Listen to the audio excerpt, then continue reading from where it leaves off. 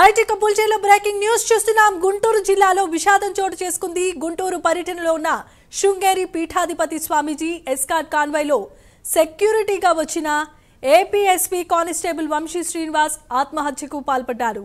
గుంటూరు చుట్టుగంటలో శ్రీనివాస్ నివసిస్తున్నాడు. ఇవాళ డ్యూటీలో ఉండగానే పోలీస్ కారులోనే తుపాకీతో కాల్చుకొని శ్రీనివాస్ మరణించాడు. శ్రీనివాస్ మృతదేహాన్ని సాటి పోలీసులు గుంటూరు ప్రభుత్వ వైద్యశాలకు తరలించారు.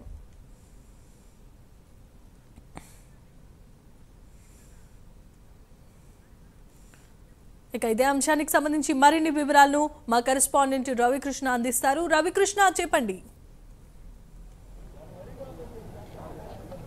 జమీమా, ఏదైతే ఈరోజు గుంటూరులో ఒక ఏఆర్ కానిస్టేబుల్ ఆత్మహత్య చేసుకున్నట్లుగా కూడా తెలుస్తుంది. ఇతను శృంగేరి పీఠాధిపతి స్వామీజీకి సంబంధించిన ఎస్కార్ట్లో కానిస్టేబుల్గా పనిచేస్తూ ఉన్నాడు. ఇతని పేరు వంశీ శ్రీనివాసు. ఇతను గత నిన్నటి రోజు శృంగేరి పీఠాధిపతి శారద పీఠాధిపతి అయినటువంటి స్వామీజీ గుంటూరు వచ్చినటువంటి క్రమంలో అతనితో పాటు ఎస్కార్ట్గా కూడా స్వామీజీతో పాటు ఎస్కార్ట్గా కూడా ఆయన వచ్చారు. ఆయన వచ్చిన తర్వాత ఈరోజు మధ్యాహ్నం అందరూ భోజనం చేసిన తర్వాత ఇతను కారులో వెళ్ళి కూర్చున్నాడు. ఆ తర్వాత కొంతసేపటికి తుపాకీ శబ్దం కావడంతో ఒక్కసారిగా కూడా అక్కడ ఉన్నటువంటి ఎవరైతే పక్కన స్థానికులంతా ఉరికిపడ్డారు. తర్వాత డోర్ తీసి చూసేటప్పటికి అతను అక్కడ పడిపోయినటువంటి పరిస్థితి అయితే కనపడింది. అయితే మిస్ఫైర్ అవ్వడం వలన ఆయన మృతి చెందాడని పోలీసులు ఒక పక్కన చెప్తున్నారు.